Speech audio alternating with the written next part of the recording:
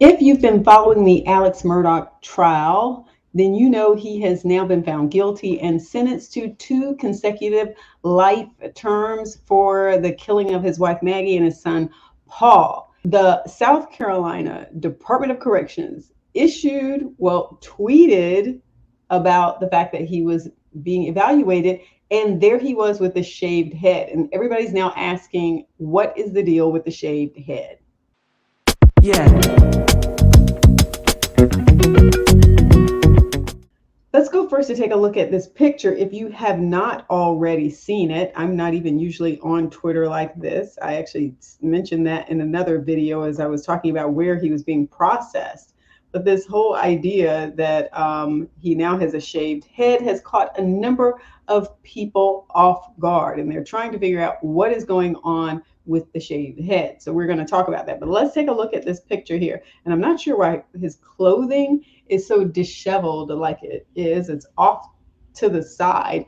And for those of you who've been watching the trial, you probably can tell from when all of this first happened to the end of the trial, like he had lost some weight. He had been in jail. So yes, he, is not probably out eating like he used to be because now he was incarcerated. So it appeared to me that he had lost quite a bit of weight. But now we have this picture of him in the yellow shirt and with the shaved head. And this is one of those things that has just been talked about a lot in the media. What is going on with this shaved head? Well, let's take a look at what the tweet actually says, because the tweet doesn't even really cover it. It says, inmate Richard Alexander Murdaugh has arrived at Kirkland Reception and Evaluation Center in Columbia. He will be assessed there before being assigned permanently to a maximum security prison. Now, I already talked about this in another video, but I was sort of wondering what some other people were saying about the fact that, what was going on with this. So you had some people, saying, why is head shaved all of a sudden? That is odd. And see, that's why I was bringing that up. Some people were asking about this. I think he may have been wearing a wig or a toupee the whole time. Is this a new mugshot? He shaved off his hair. Yeah, this was one of those things that just keeps coming up after this tweet was released. So his hair was fake. And someone said, as is the reason when a person enters the military, it was done to remove any individual identity from each inmate in prison. Someone did some drawings there. Incarcerated. He said, y'all didn't waste any time giving homie a haircut. So there were a lot of comments about his appearance. And yeah, this person mentioned losing weight, made him wear a jumpsuit 2 sizes too small, give him coat. I don't know what they're talking about with that. It says someone wasn't there to fix his collar again.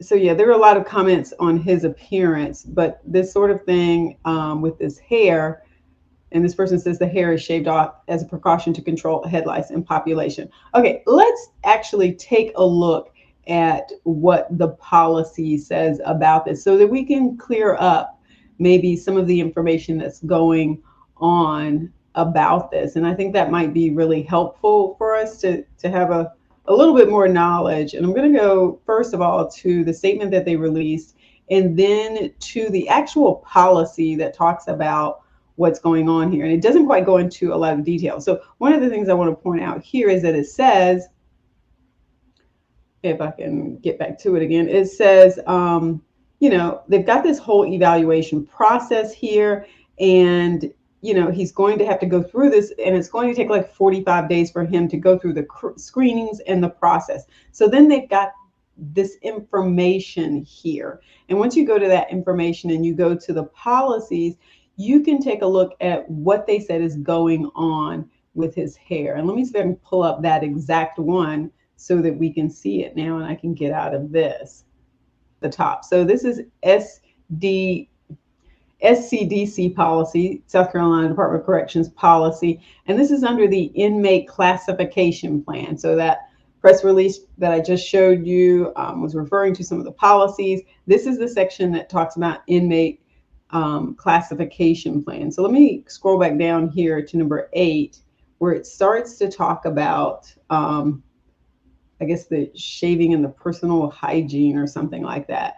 So initial reception and evaluation procedures. Remember I said they come in and they're evaluated here. Each inmate will be searched for contraband. Down here you can see that. It says medical and trained security staff will conduct a medical screen to determine immediate action to be taken if inmate appears to be suicidal. And then down here is the part where it starts to talk about hygiene under 4.8. It says each inmate will receive hygienic attention, shave, shower, shave, haircut, etc., and will be issued clothing and any additional items approved for issuance to the newly arrived inmate. And then they've got these other grooming standards here. But yeah, so that's just coming in for the newly arrived inmate. And that's what it's talking about there. And then there's some other additional information here. Let's see if we can check out this policy to see what else it says. These are the inmate grooming standards that I was just referring to. And further down, you'll see it says, in order to promote safety, security, and sanitation, and to facilitate the identification of inmates. Table of contents, inmate grooming standards, standards for inmate uniforms and enforcement of inmate grooming standards. Here is where it starts to talk about hair. It says all male inmates' hair must be neatly cut, not to exceed 1 inch in length, and must remain above the shirt collar and above the ear, not touching the ear. Braids, plaits, afros, blowouts, mohawks, etchings of designs or patterns or other extreme styles are not allowed. Facial hair, full beards or mustaches only. Half-inch maximum length are permitted for all inmates. There's something that's been crossed out there. They will have to come into compliance. Talks a little bit about mustaches there. Again, this is more about the hair, no designs.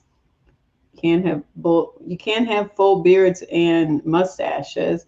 And it says, on the day of initial intake into a reception, every inmate will receive a haircut and a shave if needed to comply with this operating procedure. When it talks about female inmates, talks about fingernails, talks about inmates being expected to maintain standards of cleanliness.